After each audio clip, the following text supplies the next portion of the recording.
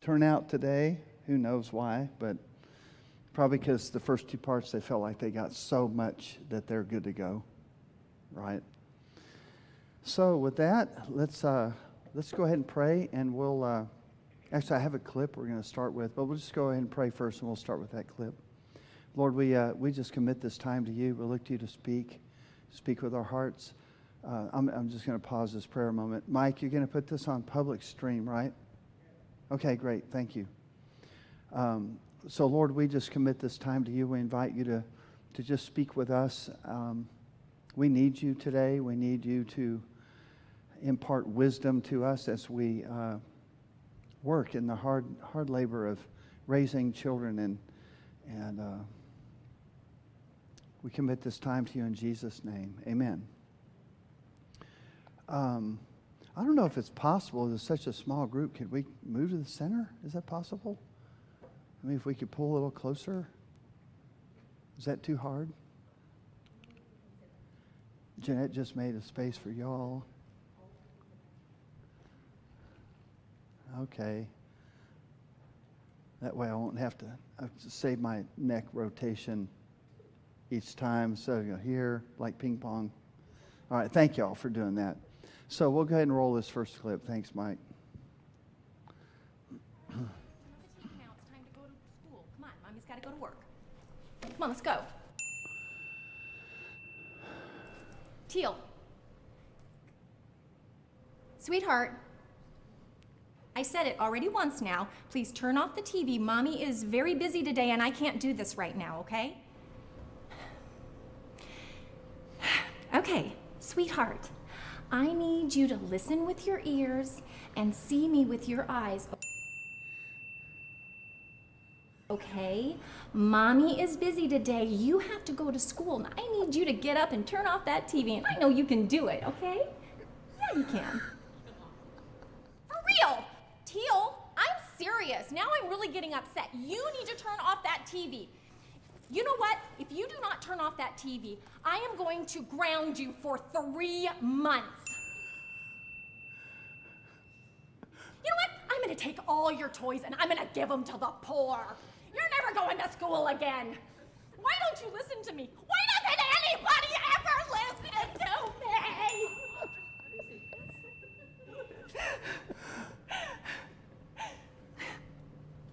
Teal?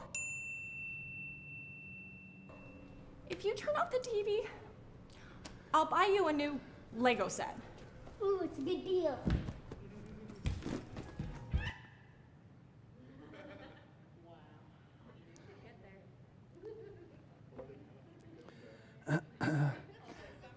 So, besides the fact that the Bible tells us to do it, that is why you spank kids. It's kind of extreme, but it really illustrates the process that parents go through and how upset and angry they get with their kids instead of being in control. And as we've been learning over the last couple of weeks, that in the art of discipline, the objective is to teach your children to honor your word. But yet what parents are doing, that was a great example of where she was systematically teaching the kid to dishonor her word at stage number 1, stage number 2, stage number 3. In all those cases, the kid had no respect, no honor, and that's what parents do day in and day out with their kids, is they've lowered the bar so low and not understanding that they need to teach their kids to honor their word. And with younger kids, especially, the age of that kid, 7, 8, less and less, especially spanking is one of the swiftest, most effective ways to help them connect the dots. As they get older, you do have more opportunity to reason with them and make a case and this kind of thing. But even then, there's going to be occasions. Oh, and by the way, Mike made some very special little tools here. I tried it out on myself. They're actually fairly effective. I should have had you try it out on me or try it out on one of our grandkids. Hey, say, listen, we would like y'all to allow us to experiment. Would you let us try this out on you? And you know what they're going to say. No way. They know.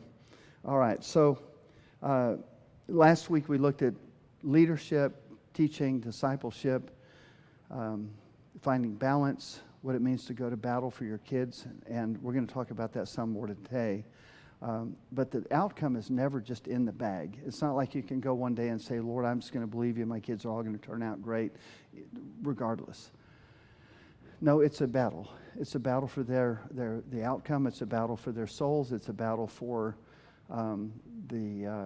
their affection and ultimately their love for God and their love for the church. And all these things are part of the objective that we want to build in our kids. We want to become part of their DNA.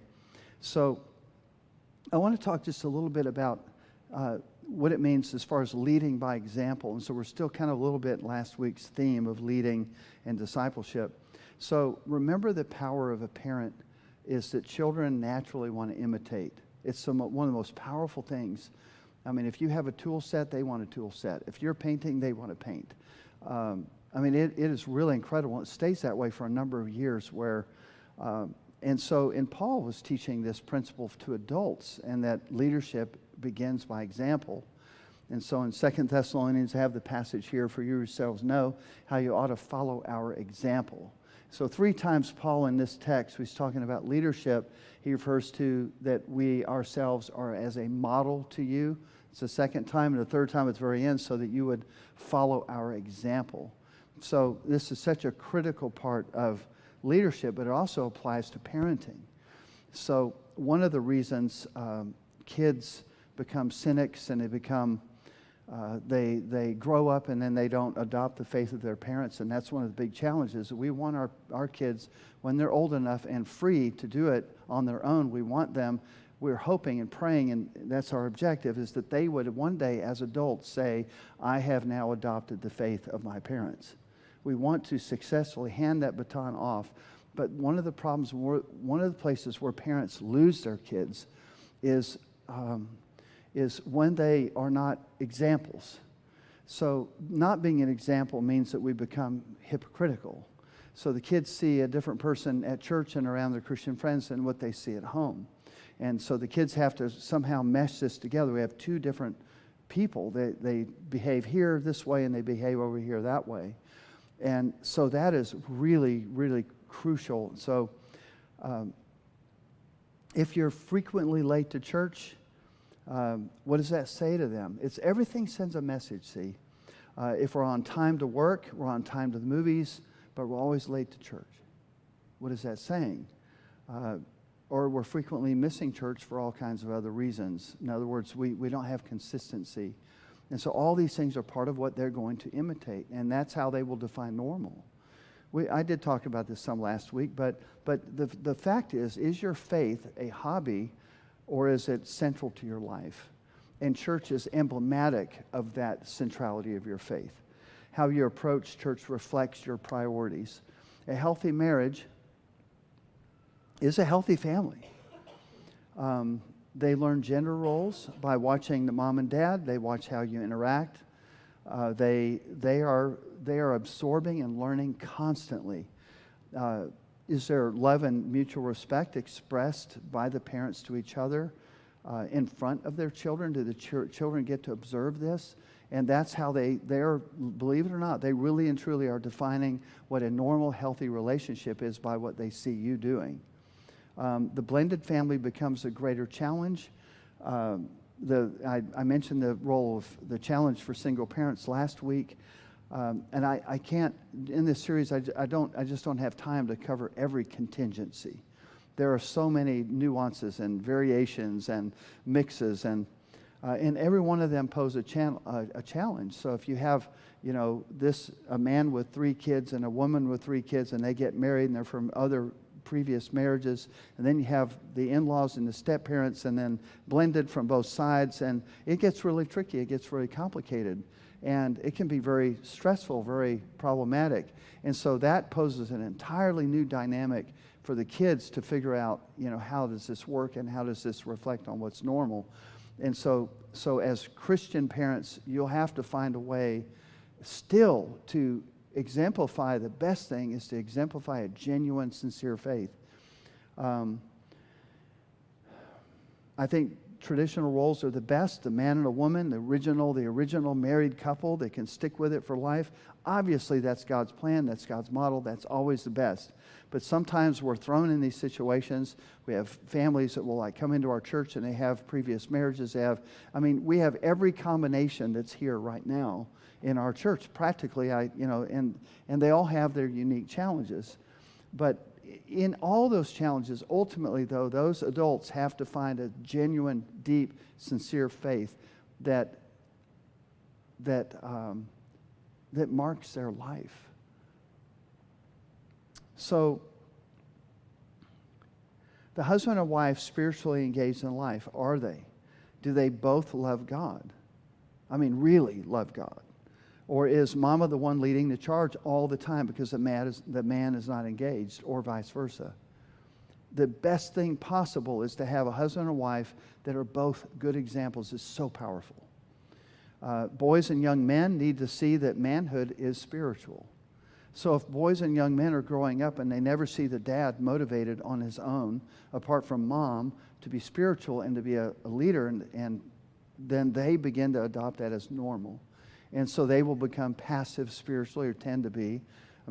Always God can do a miracle and begin to work in somebody's heart beyond that. But everything equal, this is the challenge. And that's why it's so important that men and women, that as married couples, that both the man and the woman are both committed to Christ in a deep and sincere way.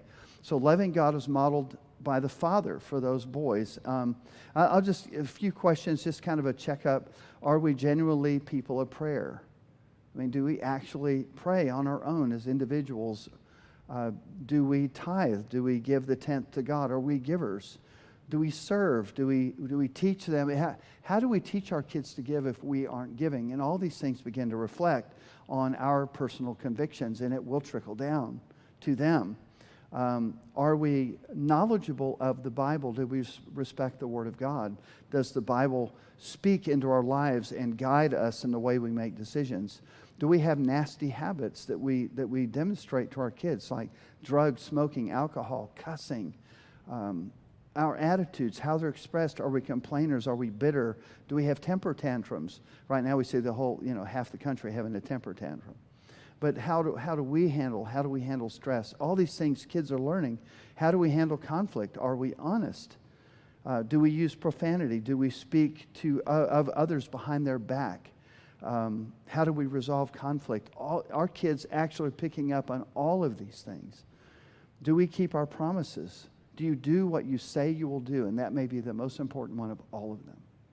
Do you do what you say you will do? And so that's how you raise kids that aren't cynical and don't walk away from the church when they're 18, the first chance they get, is that you live a genuine, sincere walk with Christ. Children don't learn who we want them to learn we are. They learn from us as to who we actually are. Because in the family environment and home environment, that's the Achilles heel of all this. They see who you really are. But the beauty of it all is they see who you really are. And they can see exemplified before them a genuine faith and love for God. Are you the same person in public and private? The price of hypocrisy is high. Nothing will cause them to reject your religion more than your hypocrisy. Don't raise kids that grow up to be cynical of the church. So the next thing, and this is totally new material that we're going to cover today, is learning to let go. I think one of those important things that parents have to learn in raising kids is to let go. And that process of letting go occurs continuously on a continuous line. It's not like one day they're 18 and you let them go, or one day they're 21, you let them go. The letting go process should be occurring all the time through the process of their growth. Where they learn things, they get to do things, they get to, and I'll give you a couple of more examples, but here I want to give you the text, the biblical text, to show how the handoff occurs and how the Bible acknowledges it in parenting. So this is the handoff. We want to, and every parent's hope and dream is that when I let them go completely, that they will continue to be believers. They'll continue to live for God. They'll continue to be loyal to Him. And they'll have a genuine faith of their own apart from yours. So Hebrews 12, 9 through 11 says, "Moreover, we have had human fathers who disciplined us as we respected them for it."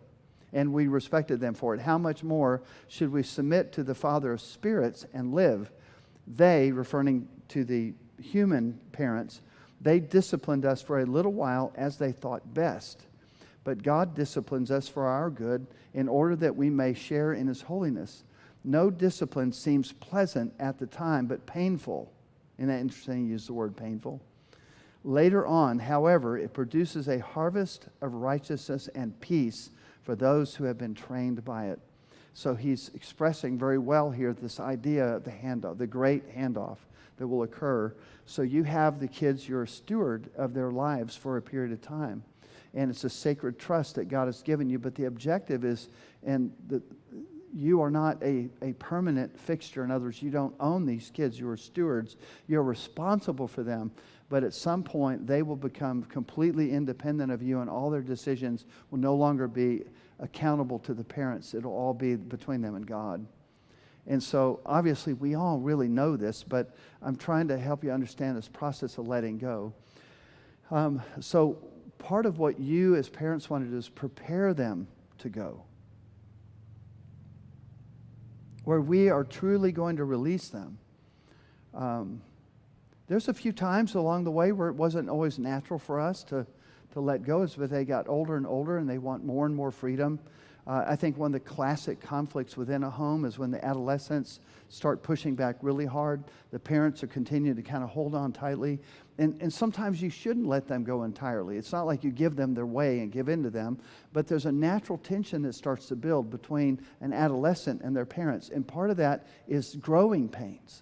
They want more and more freedom, and you'll have these conversations, well, don't you trust me, and this kind of thing. But all that is emblematic of this tension where they themselves are wanting to be free. They want to have more responsibility. They're at that age where they're like, I can't wait till I'm 16 and I can drive. They're and you're like, I can't wait till they're not 16 and they can't drive. We delayed all of our kids a whole year. We made them all start driving at 17, not 16, because I'd read the stats. If you just delay them 1 year, the chances of them having a horrible accident are vastly reduced because their maturity level is changing so fast. From even 16 to 17, the stats shift. Their sense of judgment, their sense of depth, how their judgment. I remember Nathan one time, he was on these, they used to call them the sand hills or something over there in Portland. It was like these muddy, dirty, marl hills. They're not really sand, but everybody called them sand. And they were hilly, and he had his bike out there, and he was going to, I don't know, they may be all eroded down now, but back then they were kind of steep. They're still there. Okay, so there was one of them, he was on a high perch, and he had his bicycle. And we're so fortunate he asked, because in his mind he pictured that he could jump from this hill to the next hill. And what would have happened if he had done it, he would have gone straight down. And who knows, he'd have broken something, it would have been a really bad crash. So he said, Nathan, here's what will happen. You will not fly in the air across to the next hill. When you leave that hill, you go straight down. And that's all he needed. I was like, okay. It's not like there was a discussion that went on. It was just like, hold it. He was like 5 or 6 or something. Yeah, he was a climber. Climbed everything. He's an incessant climber. So, I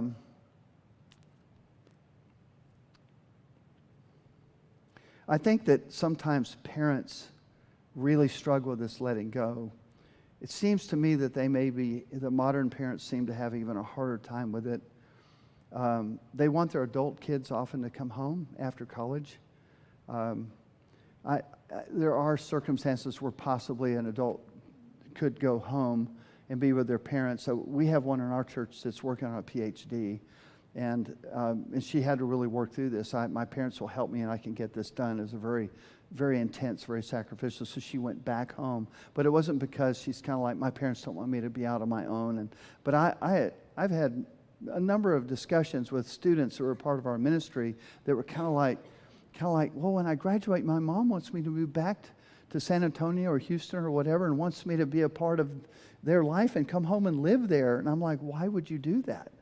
I mean, isn't the objective of parenting to raise a child that becomes self-reliant and independent, self-supporting? Isn't that kind of undermining that process by now bringing you back again as a dependent? Because these parents don't want to grow up. And parents need to grow up too. And part of the growing up and being mature is releasing your kids when it's time.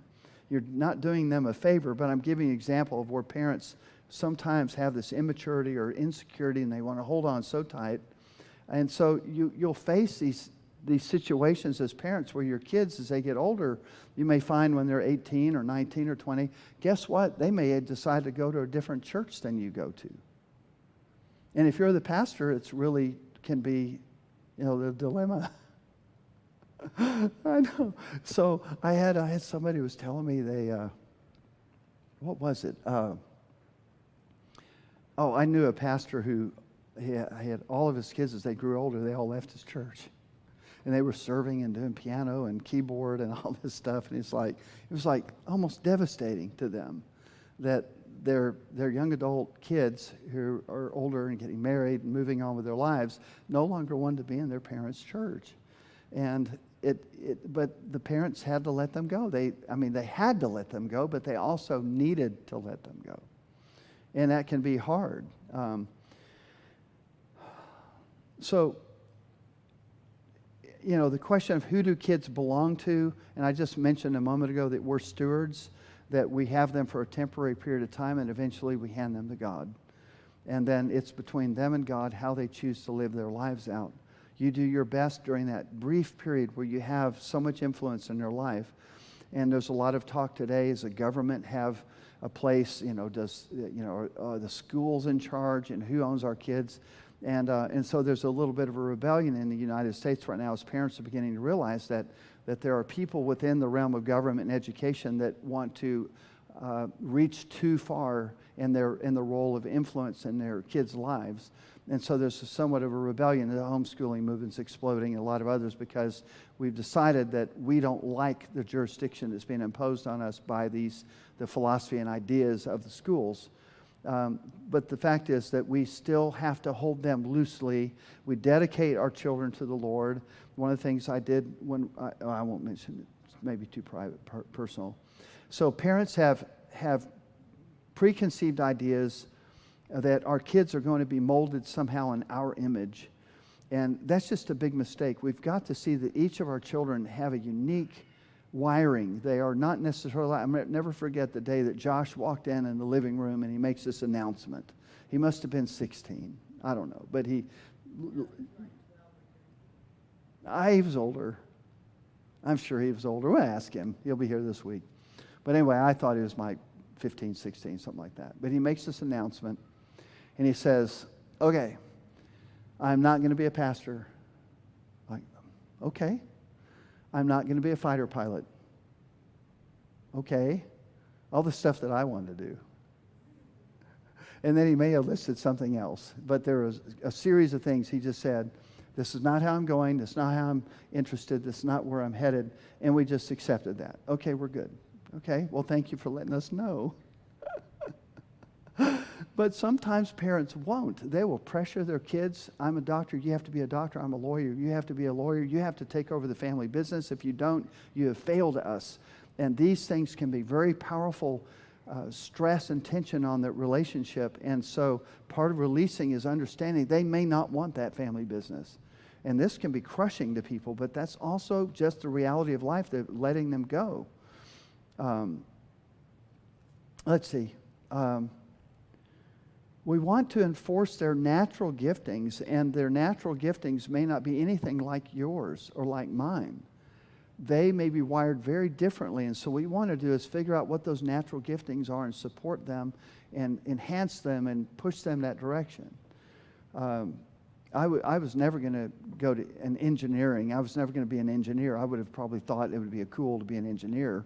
But I also knew there was a certain aptitude in math and some things that I just didn't really want to be that achieved in, and I didn't think I had the aptitude for it. So I went into geology, and I love the earth and all these things.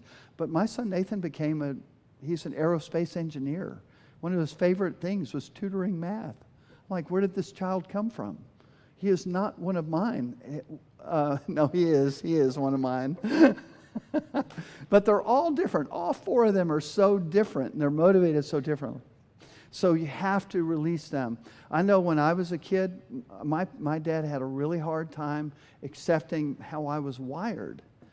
And I don't think it was till I was an adult that I had him take the personality test, and I gave him my results. We compared them.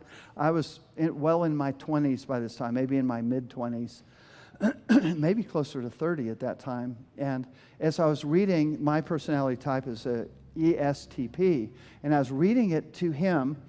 He looked at me and he goes, "That explains why I never understood you." And it kind of hurt because I'm like, "You never understood me." He never understood me.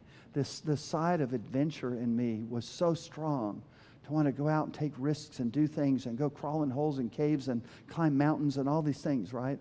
Well, he had some of that adventure too, but not to the extent. And I loved photography and art, and I was inventive. I created a 4-piece pen that I would tie it together. So if they gave me a sentence of write 300 times, "I will not talk back to my teacher," or to my mom or whatever. And I created a pen so that I could do 4 sentences at the same time. And it worked. I mean, it worked. I would show all the sheets. So I did the sheets 4 times faster than normal. And I'd say, "Here are all the papers or all the hundreds of, sentences that it worked as long as the sentence was on one line. It had to be a 1-line sentence or it wouldn't work very well. But I had inventions, things like that. So it just, So recognizing your kids and how they're wired, and you'll learn that over time as you watch them. But be careful about not imposing on them. It's not about you.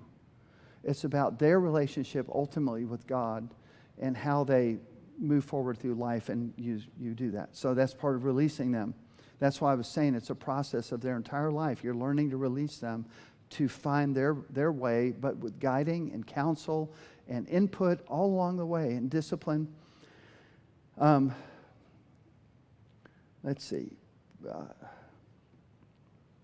If they prove themselves in an area, then you give them more freedom.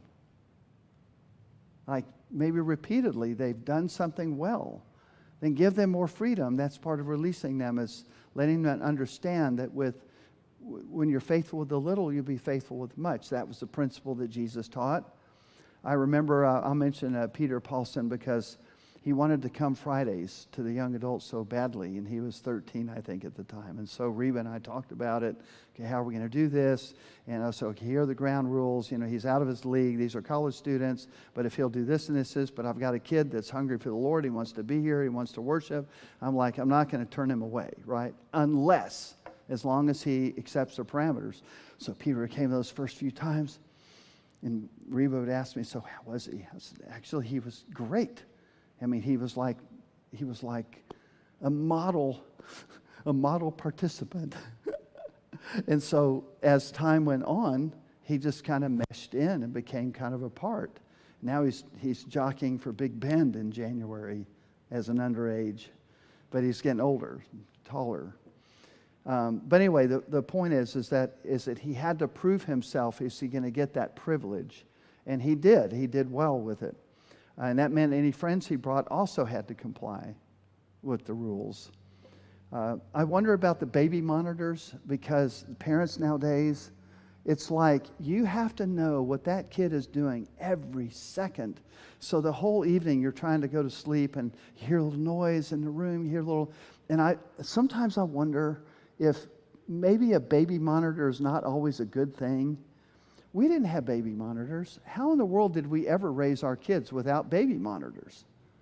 I mean, how was it even possible that we could do that and raise balanced, wonderful adults one day? Because we would put them in bed, and maybe they were messing around, but eventually they'll fall asleep. Sometimes it's too much information. We may be micromanaging. Helicopter parents, you've heard that term, right? The parents are hovering. There's a picture, hovering parents. it's protecting their children from any obstacles and challenges. Here's a great clip. I've got a helicopter parent clip.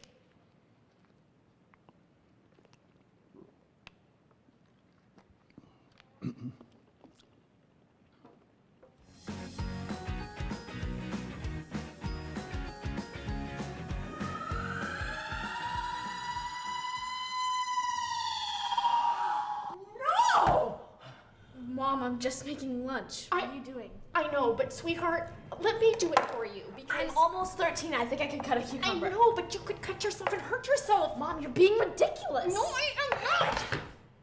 Okay, thank you. Now, what were you making? A BLT? What? Oh!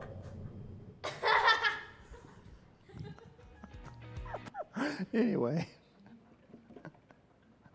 that was a helicopter mom going bad. I remember when I was about 6 years old, I came in and announced to my mom.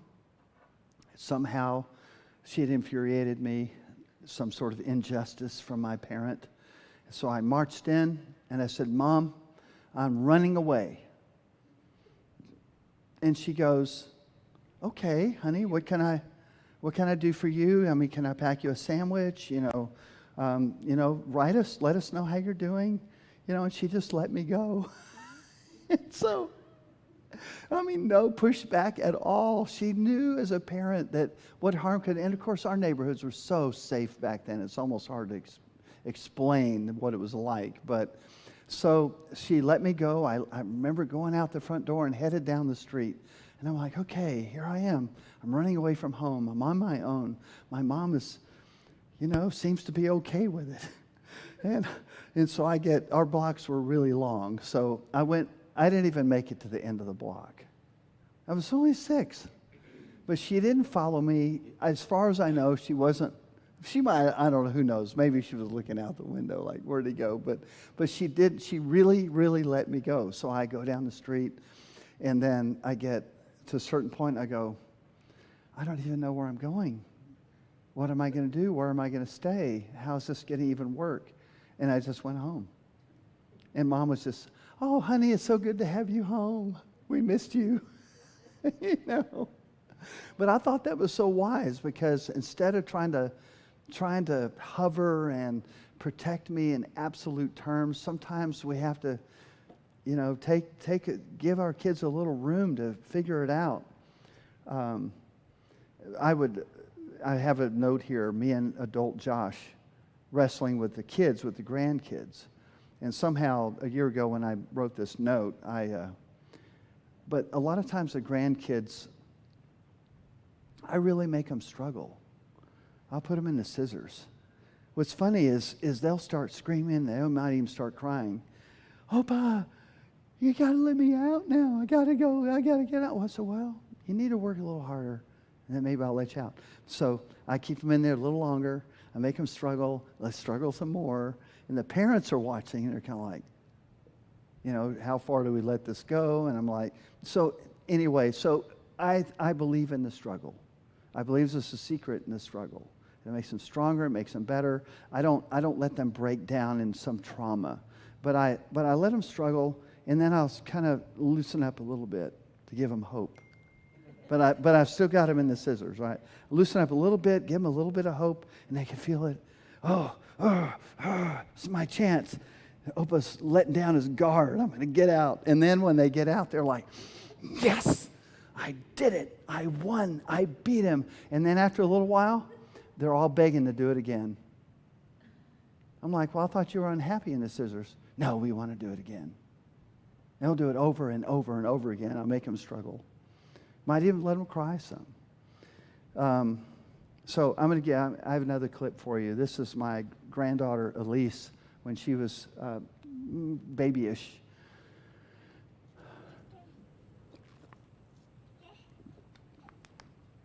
You have to turn up extra loud, Mike. I want them to hear her grunting.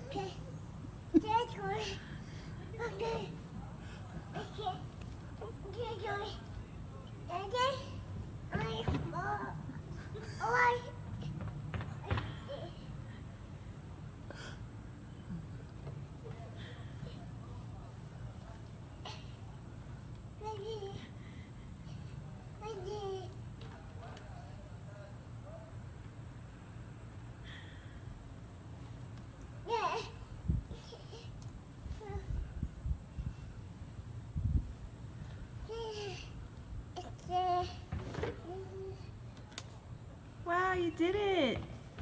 And you have all your rocks with you.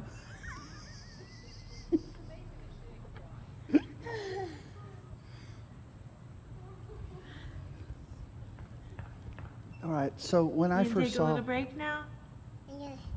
Yes. You want a little break now. But what's interesting is that the mom and a lot of parents would not allow that to happen. They would jump in, intervene, and then help them up on the chair. But, I mean, it's amazing to me that Emily, as the mom, thought, nah, let's let her struggle, let her work it out, figure it out, and she just films it. And then kind of would comment. But the kid wasn't even asking for help. The kid didn't even want help, but I'll see parents jump in so quick to intervene, to protect them, to save them from any additional stress in their life. But it's experiences like that, and the kids often aren't even asking for help. And the parents just jump in and pick them up, move them around, and make it happen, and do it all for them. And I'm a real believer in what you just saw in that video, and there's a great deal of restraint on the part of Emily to be able to hold back and not intervene when it would have been so easy to do. So allowing them to struggle is so important, and that's part of releasing them also. Even that little, in a way, she was releasing her to explore and experiment and to figure it out. And so teenagers, when teenagers hit 13, 14 years old, they seem to need to relearn everything. Their brain truncates and their neurons are wiped out, and you thought you taught them all this stuff up until 8, 9, 10. You thought, man, we're on a good track. They turn 13, they don't seem to remember anything you ever told them. And there actually is a biological reason for that. But what you want to do, even though they may be pushing you away because they want more freedom, they want more latitude, even though they may be doing that, you still have to stay involved. You still have to stay engaged in their lives. And even though they, I'll never forget when I put, my kids tried this a couple of times, don't you trust me, Dad? And I would just tell them, and that's a play of guilt. I mean, they get to be pretty smart. And so like, oh, yeah, honey, of course I trust you. Do you think that's what I said? Are you kidding? No way I trust you. I don't trust you. I said, I don't trust myself. Why would I trust you? That's what I tell them. We were putting all these, one of the things I was telling somebody today, was it you I was telling today? That we put all these blocks on our internet, and it would frustrate my boys. I can't do my schoolwork because there's another block and I have permission to go to that website. And I said, yep, that's fine. Well, Dad, don't you trust us? No, not with an unlimited internet. Of course not. I don't trust myself. So I would tell them, and they go, okay. It's just the way it is. We set the limits. So there's a tightrope. We're always walking between freedom, giving them more and more freedom or responsibility, while maintaining limits and remaining engaged in their life. That's the trick. And that's where we, again, need wisdom from God. So I want to talk to you a little about navigating a dangerous culture, protecting kids. Jesus talked about the innocence of children. He said in Matthew 18, whoever welcomes one such child in my name welcomes me. If anyone causes one of these little ones, those who believe in me, to stumble, it would be better for them to have a large millstone hung around their neck and to be drowned in the depths of the sea. Woe to the world because of the things that cause people to stumble. Such things must come, but woe to the person to whom they come. And so, I mean, we see the things in the public schools today, the CRT agenda, the sexualized agenda of perverse, the LGBT agenda, and all these things being pushed on our kids in the public schools. And I'll tell you right now, that's causing children to stumble. That's causing them to go astray. The whole agenda that causes them to become a little older and start to hate America And all these things are, listen, there's a special place in hell for these people because they are taking our children and leading them astray. And it's very serious. And so we have to, we have to protect them while at the same time releasing them. So again, here's that tension. At some point, we have to introduce our kids to hard concepts. Death, abortion, murder, war, sex, all these things along that process, they are ready as they mature for more and more information. And as parents, we want to be the ones that set that narrative for them in the context of a Christian worldview. But at some point, we have to lead them through the process of all these hard topics in some way or another. I know sometimes I would actually watch a movie with the kids, with our teenagers. I say, well, let's watch a movie, or with something we want to watch. I'll sit there and watch it with them.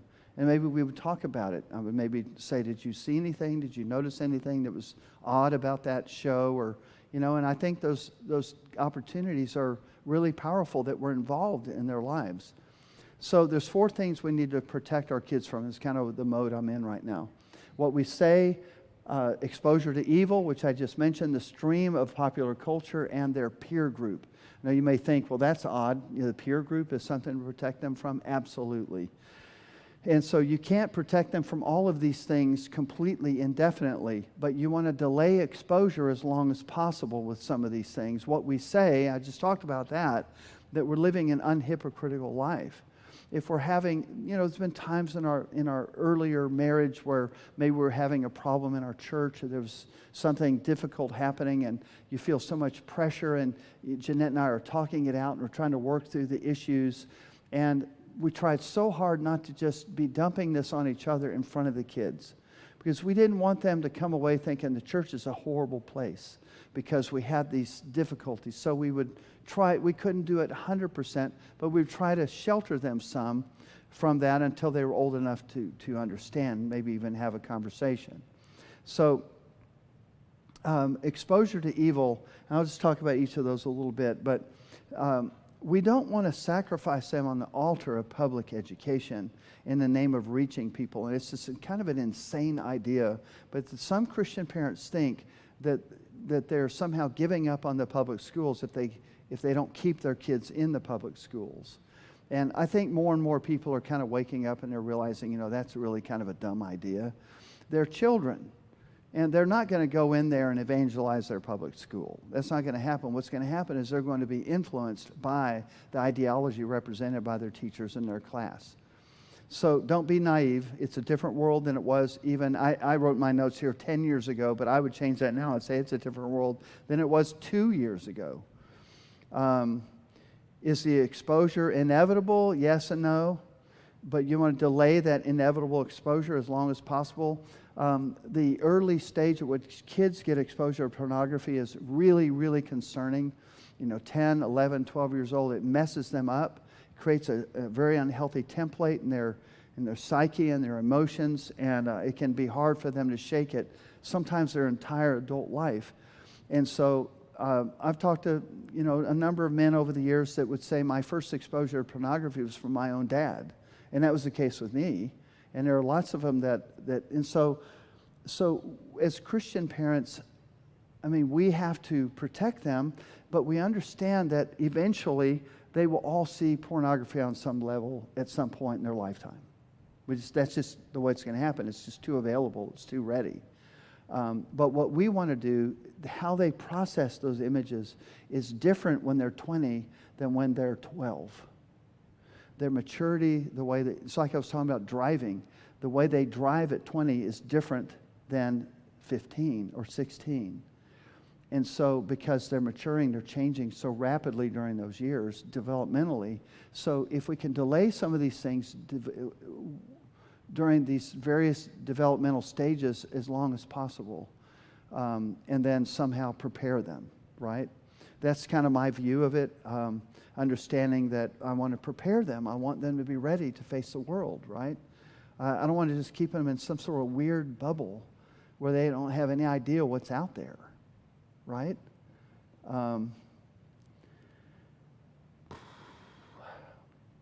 I love where Christian education is headed today.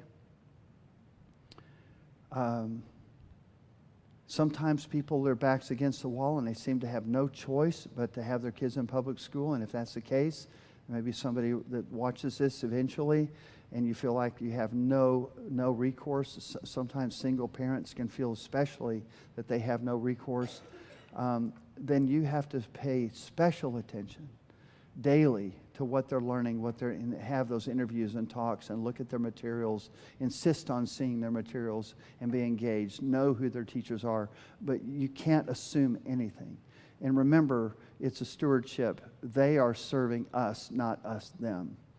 And so that's a word to those that end up kind of remaining in the public schools, but I would really advise against just putting your kids in public school thinking that's what my parents did and that was my parents' parents did. It's a different world now. And I think that we don't want to put a millstone around our kids. So I'm making a real strong appeal that either homeschool or put them in a private Christian school. And if they have to be, for whatever reason, a public school, then you could even move into a district that's more conservative. The Flower Bluff district is more conservative than the CCISD, for instance. And the school board, all of them are conservative. They share our moral values. And I would rather be under that covering if I had to. You see what I'm saying? So all these things need to be weighed and considered. And now don't assume anything. I remember going to talk to our Christian school that our kids were in. And I have here a date of 1990. And in that conversation, I was going as a pastor at times and sometimes speak as a geologist because they wanted to hear some science and stuff. So I'd come talk to them and I'd find out that most of the kids are believing in Darwinism, evolution.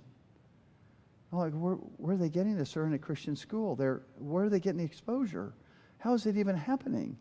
And then I looked at the books on the shelves in the Christian school and they were classic Darwinist books. And I'm like, what are we doing? We're just taking a path of least resistance. You know, there's better materials, there's better books. There's scientists that are Christian, that are not Darwinists, that we can use as a resource. Why are we doing this? That was in 1990, and it was concerning to me at the time. That's just an example, but now it's going to be even worse. We need to really pay attention and don't assume anything. The Texas public schools, you might think, well, they banned CRT last year. And I'll just tell you right now that they did. However, the law as they passed it doesn't really have good teeth to it. So what's happening is that they're all just teaching CRT anyway. They're just ignoring that law. And so unless there's some sort of accountability or we go on some sort of hunt to figure out who they are and who's doing it and how they're doing it and expose them and, can we bring it to the Attorney General? How is that? It's very difficult. So the law needs to be rewritten with a better teeth to it. So don't assume even that's okay because they passed a law last year. It's just not. The good news is Texas School Board is very conservative. The local school districts need to be monitored by the parents because they serve us. Anyway, there's a lot of stuff I could say there about that, but I'm going to try to keep moving. Keep your kids out of the neighbors' houses. They're playing in the neighborhood. When I was a kid, we were in all the neighbors' houses all the time. I'm telling you, it's a different world. And we, with our kids, when we were raising them, we did not let them go inside any of the neighbors' houses under any conditions. Because the perversity being poured out on our culture and our society, that nobody's safe. Unless they're relatives or people that we know very, very well. Okay? And so, but just like neighbors and friends and stuff, you need to be really protective of that.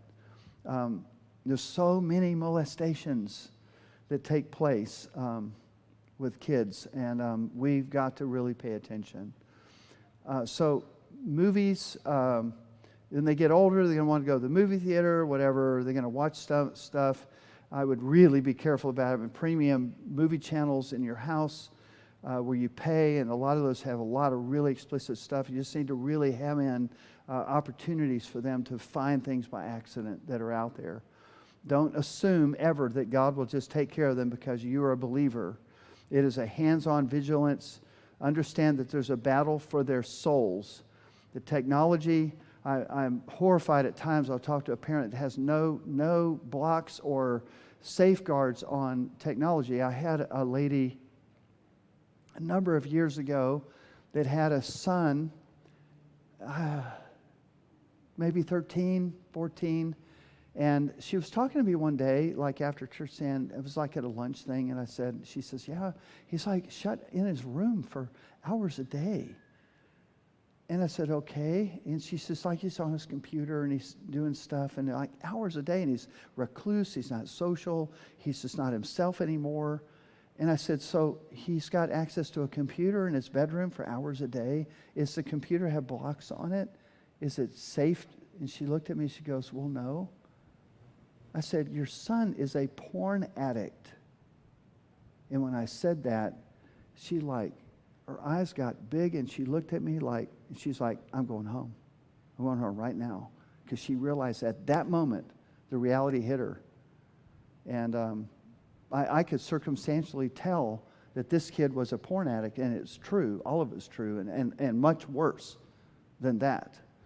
And it was a parent who wasn't paying attention, and they were not thinking about the internet and the dangers of the internet. You never trust a teenager with unlimited internet access. Share passwords. If they're on Facebook, you have their password. You know everything that they're doing on the internet. I know some of y'all don't have kids that are this old yet, but it's the future, and people will watch this. It's got to be said. Do not allow them to erase history on their computer. Be able to, as a parent, track everything that they're doing. Okay, the third thing on that list was the stream of popular culture.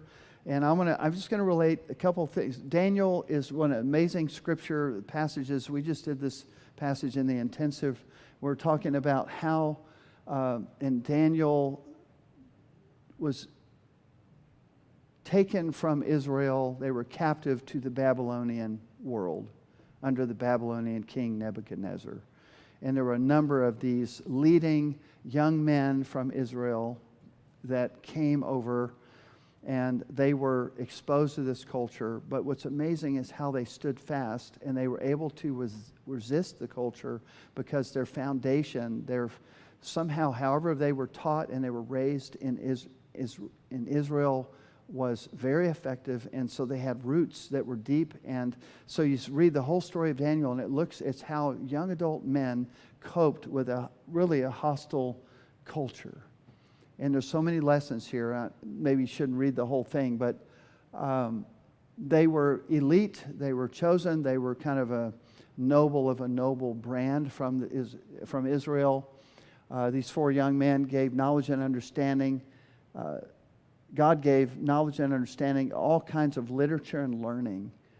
Daniel could understand visions and dreams, and then on the last verse says, now Daniel so distinguished himself among the administrators and the satraps by his exceptional qualities that the king planned to set him over the whole kingdom. That is amazing. And so the scripture says, and it's not in these verses, I don't think, but that these men had a different spirit about them. And I see this sometimes with some of these Christian kids, especially the homeschooling kids. They have a different spirit about them. They and we just did minimal homeschooling in our family, but we to a great extent insulated them from just the general public school and the culture of that. But even then, it's just having that different spirit, because they were.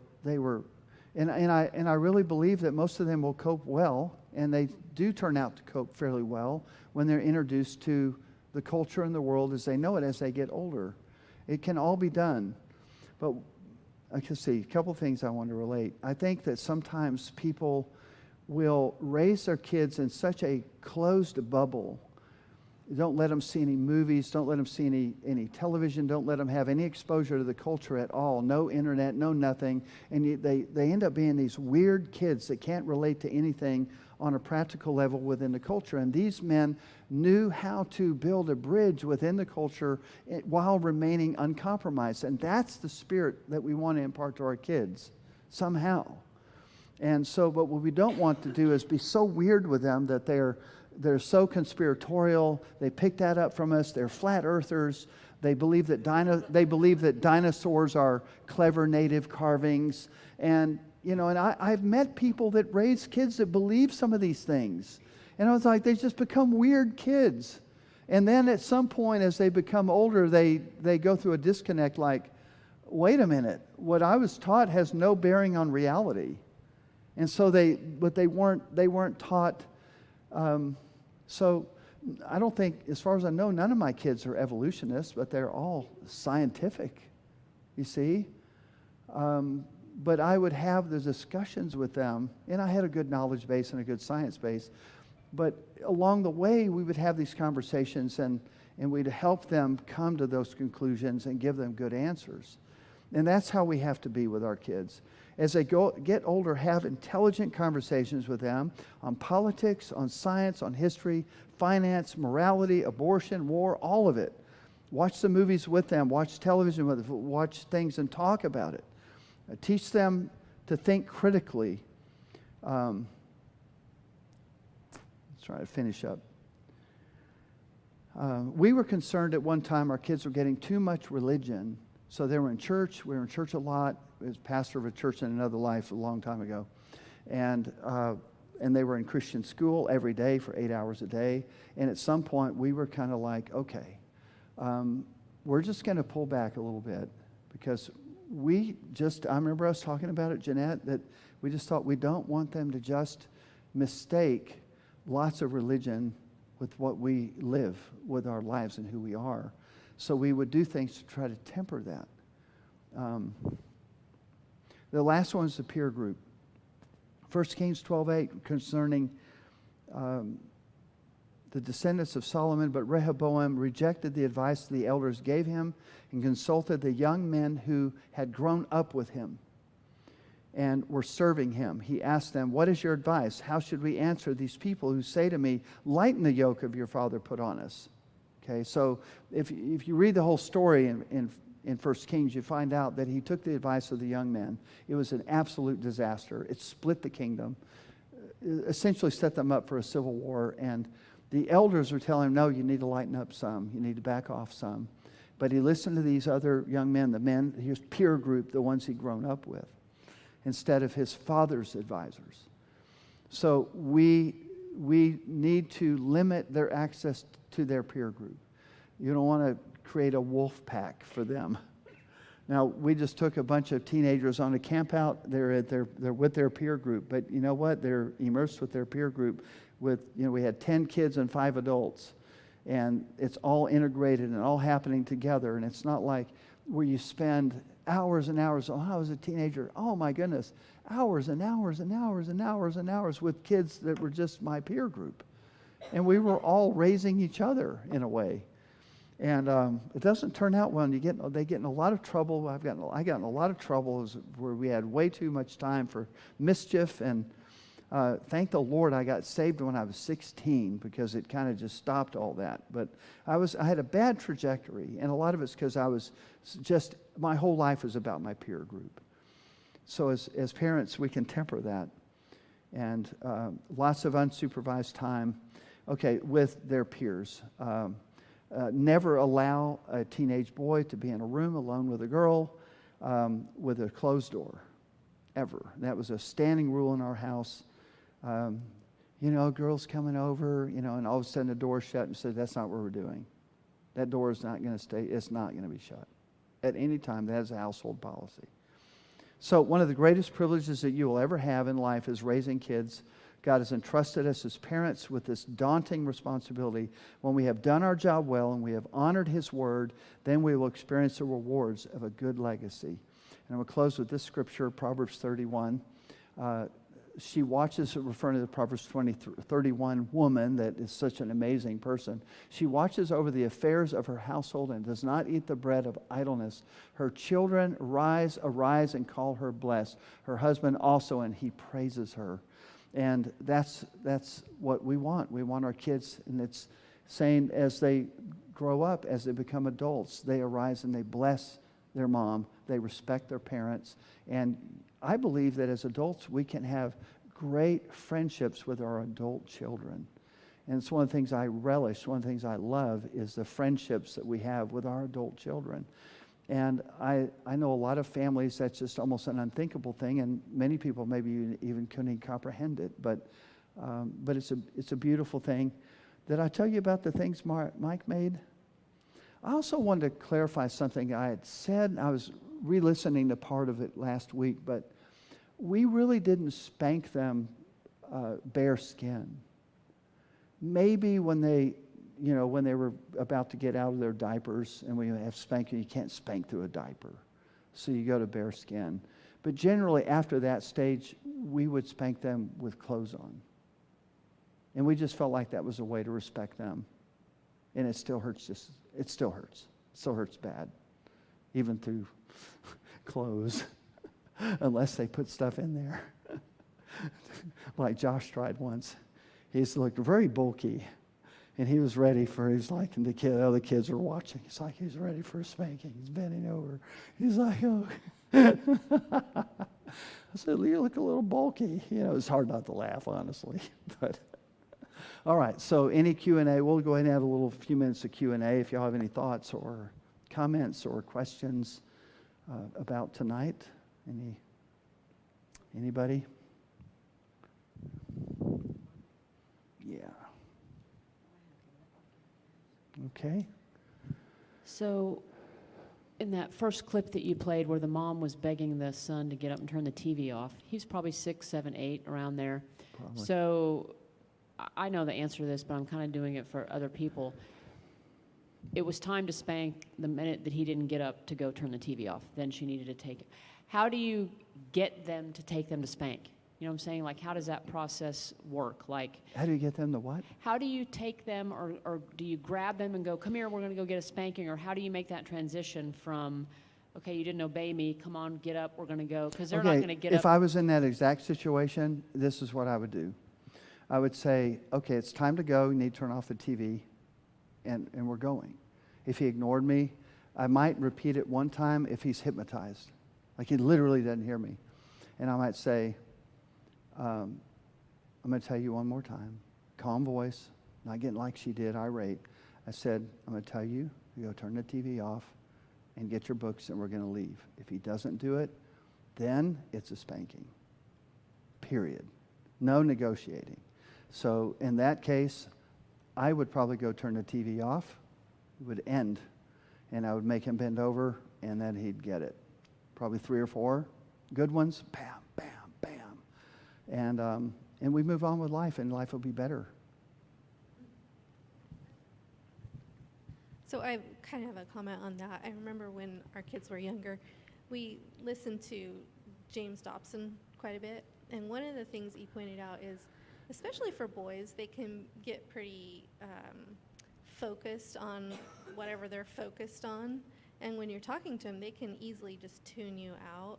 And so one way to get their attention is to just touch them, like just put your hand on their shoulder or whatever when you're talking to them. And then it's basically impossible for them not to realize that you're there break the talking spell. to them. Right. Yeah. That's a So- good idea. Break the spell. Once you turn the TV off, you broke the spell. Right. And then you tell them, okay, we're going and I would think in most cases they would comply the minute you turned off the TV and broke the spell. Yeah. If they knew you would spank them if they didn't comply. If they think you're not going to do it, they'll call your bluff, and you'll go back and forth forever. And you'll end up like her, screaming at them and trying to negotiate.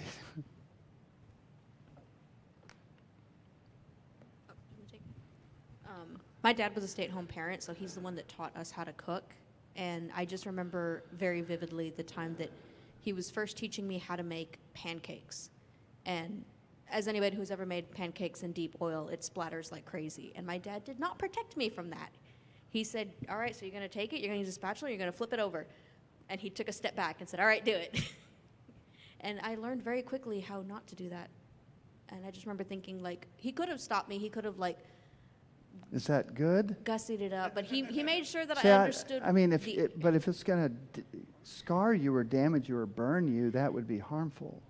It wasn't that deep oil. Oh, okay. And my dad was like, it wasn't like we were deep frying these pancakes, but it was Okay. one of those things where like when you flip it over and the batter gets everywhere and it makes Uh-huh. an explosion of batter all over Right. the oven, Yeah. all over the stove. But I just remember he would when he was teaching us to cook, he wouldn't hold our hands and do it himself. Yeah, He okay. let us take the knife, he let us take the spatula. He's like, okay, you're gonna do it. Right. And it yeah. might mess up, but you're gonna do it. And the more Mm-hmm. you do it, the more. So I remember he didn't like baby us. He didn't take the knife, when we were trying to cut Sure. vegetables Okay. at 13 years old. Abigail?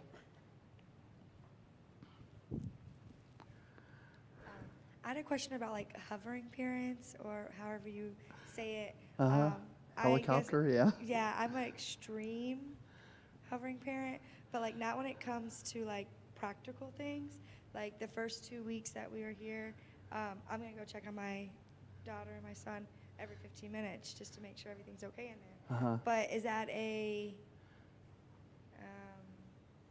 Excessive? yeah, like when they're at the park, like I'm gonna go and walk up into their group and whatever you're doing, like, oh hey, I just wanna introduce myself, I'm their mom. Like, if you guys need anything, I got stuff for you, like here's snacks. here's Yeah. this. But I make sure that they know who I am in any That's situation. good. But when does it become too extreme? You know, Like, I mean, in a case like this here, you're checking on them. It's a new environment for them. So I would expect that, wouldn't you? I mean, I think it's a logical thing. Now, if you've been coming here for a year and then you still felt I've got to go back every 15 minutes, that might be, a bit much. Unless you could hear them screaming, but even then, sometimes you just have to let them scream a while and they'll calm down, but a lot of parents can't stand that of any kind of crying or, But anyway, I appreciate your thought there. I was the same way, even though like I had come to this church for years and years, and then we were gone for a while and we came back, but I was never a parent when we were here before. And I didn't know the people in the nursery. And I still, like, if there's somebody in there with, like, my older children, then I'm not as concerned. But, like, with my youngest, if it's somebody that they're not used to, or I'm like, this person probably is not going to handle the crying well and stuff like that, I'll still keep my youngest with me. Things like that. Like, I think about what environment am I putting my child into, and if they're not familiar, I'm not familiar, I don't know the people, I don't think there's anything wrong with checking. Not that I'm super free range, but anyways. Free range. Yeah, I'm not a super free range parent either, but all right.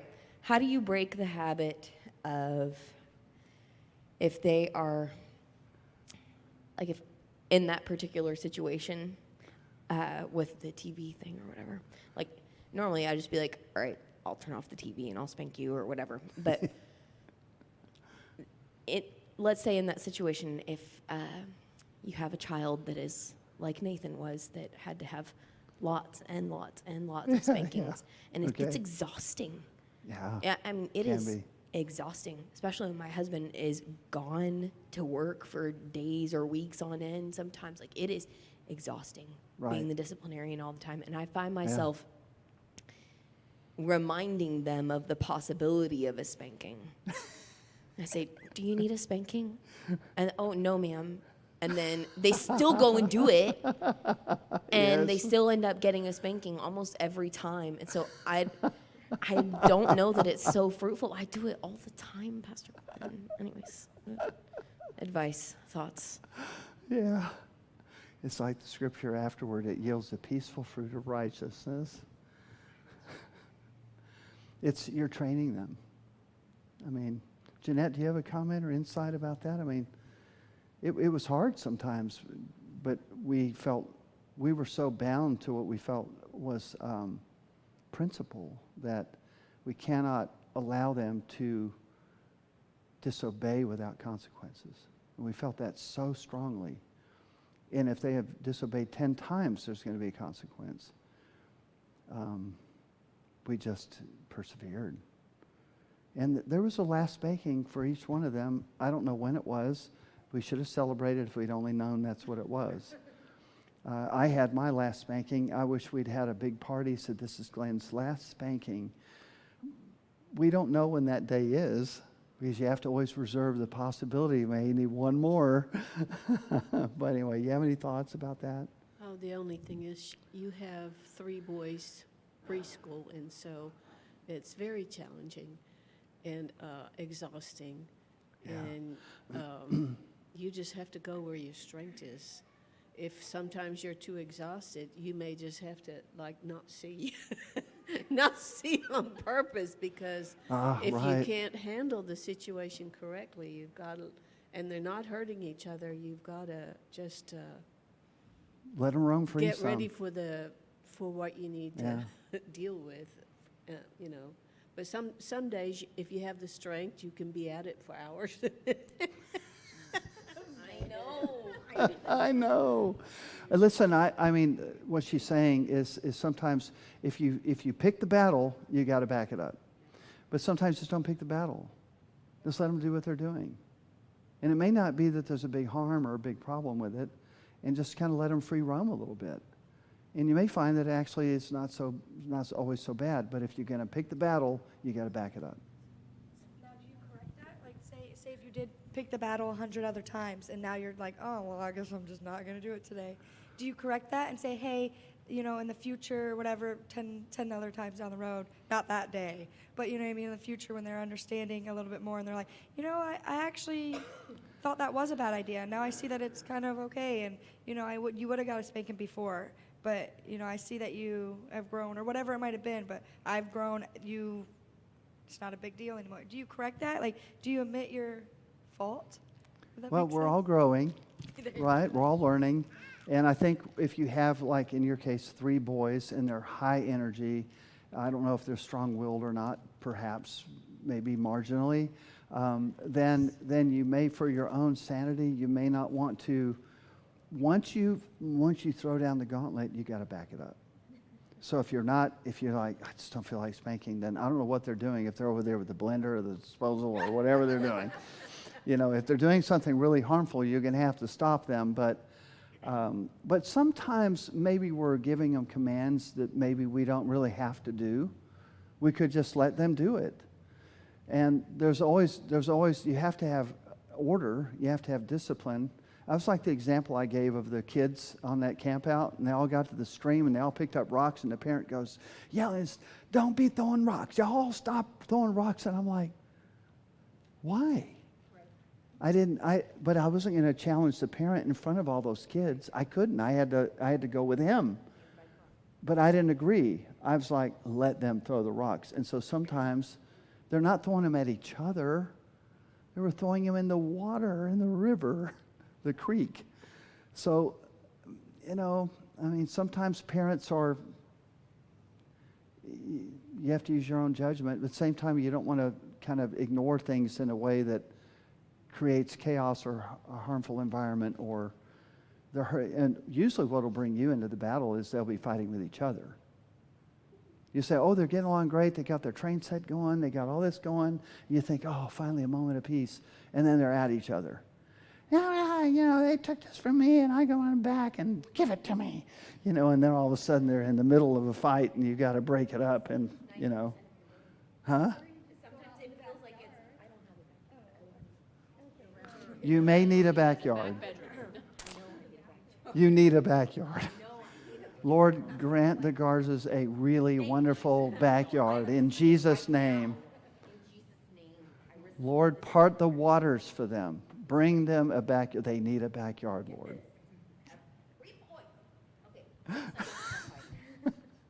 Okay, so I will say one successful area has been creating a demand and a love for truth with Judah. Maybe I am more sensitive to it than some others, but there was just a series of years, even as a little kid, like I struggled so much with lying. And it is something that, like, I mean, it makes me feel emotional to talk about it and be open about it. It is like I just would lie all the time. And it's something that I really had to go in the spirit about a lot for a series of years. Just, Lord, I cannot be this person. Yeah. I love you, and I know that if Jesus is the way, the life, and the truth, right?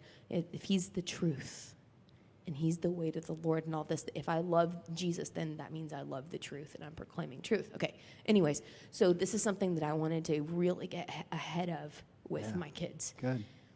So any little lie, anything that is not true, we're spanking immediately. Right. And it's not a fun one. And it's not one hit, it's a Good. couple. And we will apologize. We'll say, I'm an honest boy, I love the truth. And we'll pray and we'll ask forgiveness. But now, his younger brother is starting to say things that are maybe like silly, or they're, like, he'll say something incorrectly or something like that. And Judah was like, but that is not true. That is not the truth, Mama. And I'm like, He's become an enforcer. he's an enforcer. So I don't know what to do here because he's not wrong. He's not wrong. But 3. But he's not like trying to be dishonest. Yeah, it's not lying, but it's not, I don't Yeah. it's like, well, son, he's not lying. He's like, okay, well, he's not saying the truth. I'm like, what do you do with that? I don't know where he gets that from, but just joking. Judah's almost 5. Almost. He gets very frustrated, like even in the parking lot here tonight, he was extremely frustrated because I'm telling him, just back off. This is not that serious. And he's like, that's not the truth. Like tears, very upset. Not the truth. I know, and he's not wrong. I don't want to water down my message to him that we are intense about the truth. But I also don't want Jonah to feel like he's like living under Can you explain to him that your little brother is so much younger than you, and he just makes mistakes?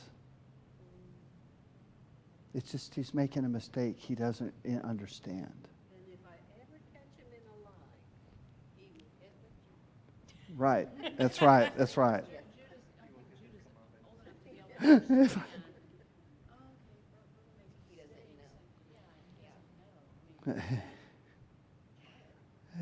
He just holds him to he wants him to be held to the standard. He- Josh grandpa. Because Josh would judge all the other children. Decide what's Here, use the mic, baby. She No, but doesn't want we're to. She streaming. People need resists to it. hear what you're saying. She resists the mic. What were you saying about your oldest? What were you saying about your oldest? He was grandpa? We used to call him grandpa. Because he would. Hold it up there. Hold it up there. He would lord it over all of the other kids. Tell them the way it was. Maybe we should have called him Napoleon. Well, we didn't go that far. But I was that way as a Yeah. kid. I don't want my son to do that because I did that as a kid and I was extremely annoying to a lot of people. The character was not there yet. Yeah, yeah. Okay, Pretty I'll funny. It's release pretty the funny, mic. really. Oh, I have one comment. oh. Oh, I'm sorry. You were talking earlier she about. was going to add something, I think, or was. Go ahead, and then we'll pass it down. Oh, Go ahead. I was just going Dara, to say, sorry. talking about if you pick that battle, then you've got to engage in it and follow through. You got to win. And I think as parents, sometimes we pick the battles, but we don't play the movie forward going, okay, I shouldn't pick this battle because in the long run, is it really going to make a difference? Is it going to harm them if I don't? And so that's just part of picking the battle, I think. You got to be, Right, you got to wisdom. let them run a little bit and go, really not worth it. Right.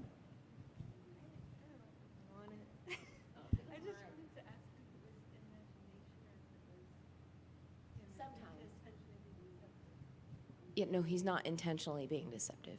So sometimes, like when Judah would get a spanking, it's because he's for the being untruthful thing. It's like he was trying to be sneaky, or he's like, "Oh, I don't know what happened." I'm like, "Well, I know what happened, and I saw Yeah, you do right.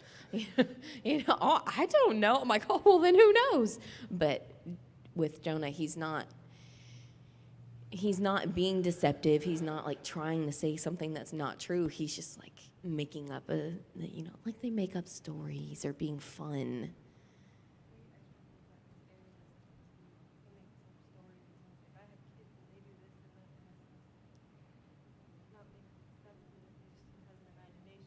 Right.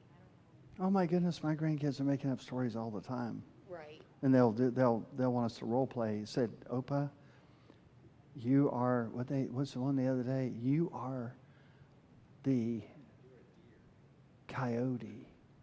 And we are oh wait, it was the other way around. They were coyotes and I was like a rabbit or something and they were going to chase me down. I mean, that's maybe not what you're talking about, but when they role play and they imagine, that's part of their development. Yeah. Right. Yeah, no, yeah.